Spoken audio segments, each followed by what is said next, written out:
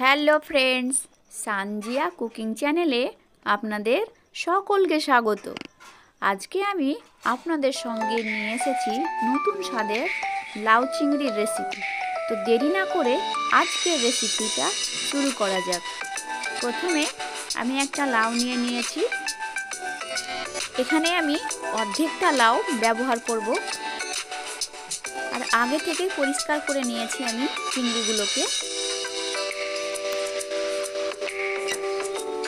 আমার লাউগুলো ছোট ছোট করে কাটা হয়ে গেছে।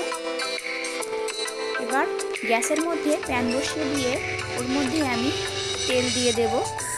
তেলটা হিট হয়ে আসলে এর মধ্যে চিংড়িগুলোকে আমি ভেজে নেব।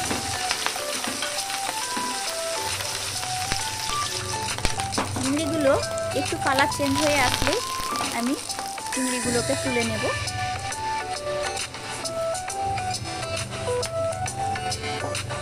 চিংড়িগুলো তোলা হয়ে গেছে। এবার ওই তেলের মধ্যে আমি পেঁয়াজ দিয়ে দেব।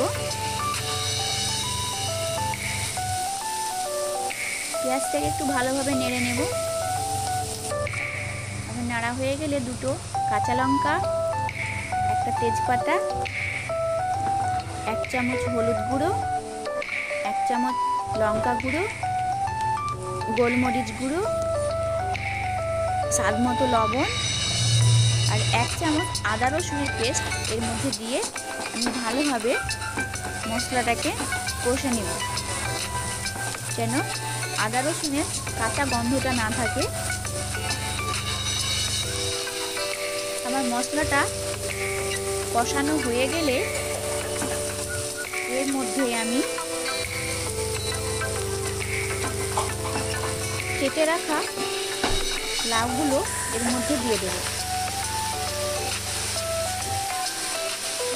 এবার এটাকে ভালোভাবে মিশিয়ে নিতে হবে মশলার সঙ্গে।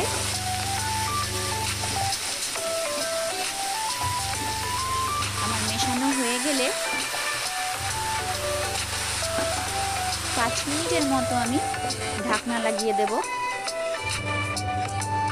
5 মিনিট পর ঢাকনাটা তুলে দেখাচ্ছি আপনাদের। এবার এর মধ্যে আমি ভেজে রাখা চিংড়ি মাছগুলো ঢেলে দেব।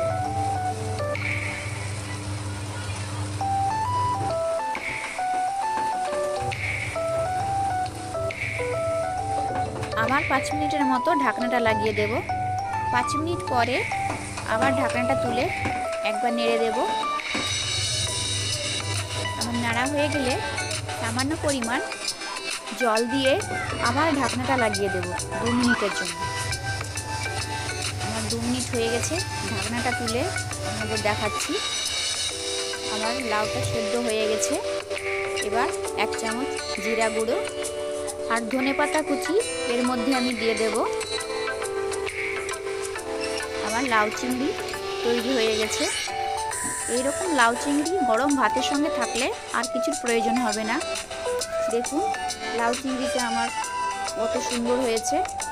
আমার এই ভিডিওটা ভালো লাগলে অবশ্যই আমার চ্যানেলটিকে সাবস্ক্রাইব এবং বেল আইকন প্রেস করে দেবেন।